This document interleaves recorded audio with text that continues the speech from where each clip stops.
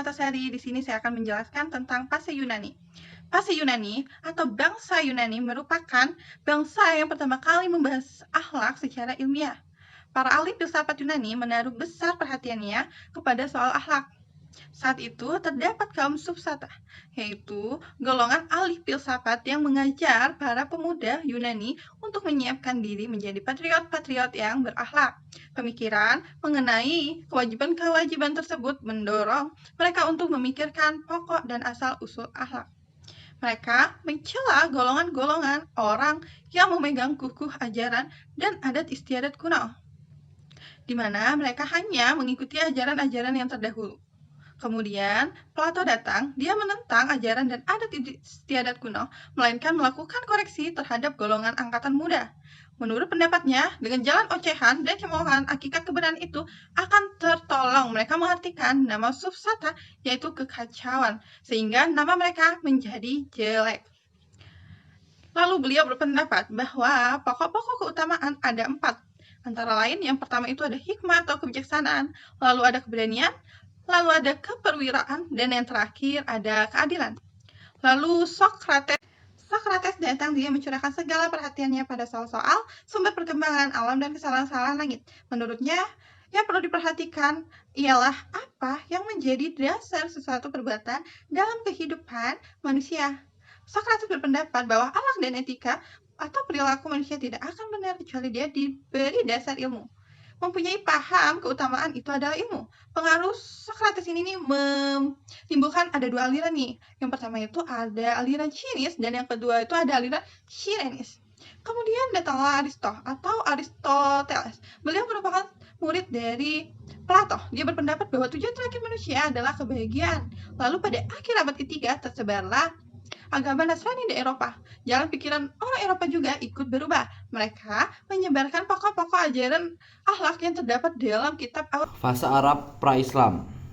Kebudayaan baik dan kemuliaan cukup, namun mereka juga pemarah yang luar biasa, perampok, perampas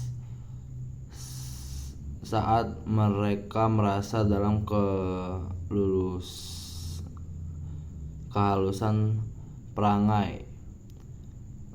Bangsa Arab dapat dilihat dari syair-syair mereka. Pada zaman jahiliyah, bangsa Arab memiliki perangai halus dan rela dalam saat contohnya syair Zuhair Ibnu Abi Salam yang mengatakan siapa yang menepati janji tidak akan tercela, dan siapa yang membawa hatinya menuju kebaikan, yang mencerkan tidak akan ragu-ragu.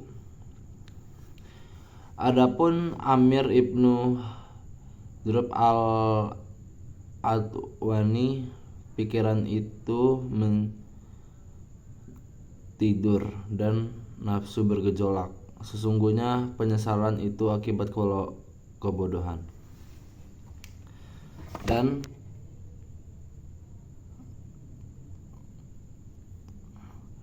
Aksam Ibnu Syafi juga mengatakan jujur adalah pangkal keselamatan, dusta adalah kerusakan, kejahatan adalah kekerasan, ketelitian adalah sarana menghadapi kesulitan, kelemahan adalah penyebab kehinaan, penyakit pikiran adalah nafsu, dan sebaik-baik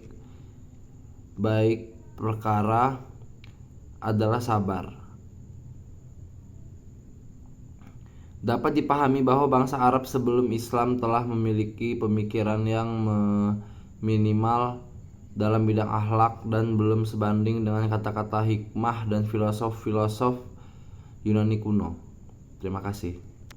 Perkenalkan, nama saya Benedict Madanti. Saya akan membacakan materi tentang akhlak fase Islam. Pertama, tokoh yang pertama kali menggagas ilmu akhlak adalah Ali bin Abi Thalib. Ini berdasarkan sebuah risalah yang ditulisnya untuk putranya Al-Hasan setelah kepulangannya dari perang Siffin. Di dalam risalah tersebut terdapat banyak pelajar tentang akhlak dan berbagai keutamaan. Yang kedua, tokoh Islam yang pertama kali menulis ilmu akhlak adalah Ismail bin Mahran. Yang ketiga, pada abad ketiga, Ja'far bin Ahmad Al-Quyumi menulis kitab Al-Mani'at min Dukhul Al-Jannah. pada fase pertengahan. Kehidupan masyarakat Eropa pada abad pertengahan dikuasai oleh gereja. Pada waktu itu, gereja berusaha memerangi filsafat Yunani serta menentang penyiaran ilmu dan kebudayaan kuno. Gereja berkeyakinan bahwa kenyataan hakikat telah diterima dari wahyu. Kemudian datang Shakespeare dan Heidegger yang menyatakan adanya perasaan naluri pada manusia dapat digunakan untuk membedakan baik dan buruk. Dalam akhlak manusia, segala prasangka yang berasal dari adat kebiasaan harus ditolak. Akhlak fase modern, Descartes 1596 sampai 1650. Di antara sekian tokoh barat yang memperhatikan kajian akhlak adalah Descartes, filsuf dari Prancis. Ia telah meletakkan dasar-dasar baru bagi ilmu pengetahuan dan filsafat, di antaranya yang pertama, tidak menerima sesuatu yang belum diperiksa oleh akal dan sebelum dipastikan nyata. Apa yang didasarkan pada sangkaan dan tumbuh dari kebiasaan wajib ditolak. Yang kedua, penyelidikan terhadap sesuatu yang harus dimulai dari yang terkecil dan yang termudah lalu mengarah pada yang lebih kompleks. Yang ketiga, tidak boleh menetapkan kebenaran sebelum diuji terlebih dahulu. Thomas Hill Green 1836 sampai 1882 dan Herbert Green dan Spencer mengatakan paham evolusi pada akhlak. Di antara pemikiran akhlak Green adalah 1. Manusia dapat memahami sesuatu keadaan yang lebih baik dan dapat menghendaki sebab ia adalah pelaku moral.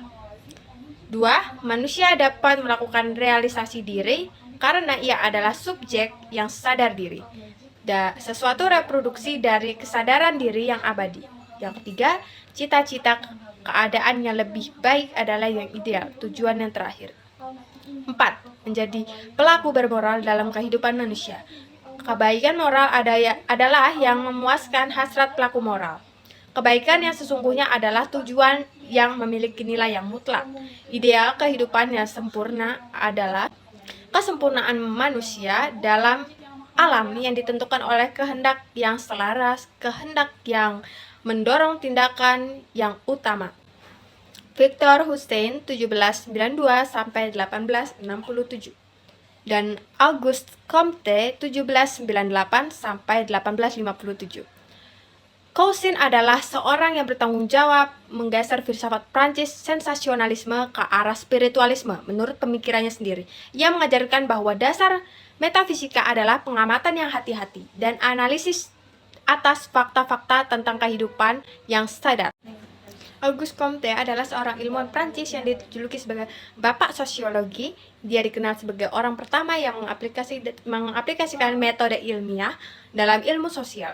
Dari bahasan di atas dapat dipahami bahwa pada era modern itu bermunculan berbagai mazhab etika, antara lain ada yang tetap mempertahankan corak paham lama, yang kedua ada yang secara radikal melakukan revolusi atau pemikiran, dan tidak sedikit pula yang masih tetap konsisten mempertahankan etika teologis, yaitu ajaran akhlak yang didasarkan pada kebutuhan agama. Sekian materi dari saya.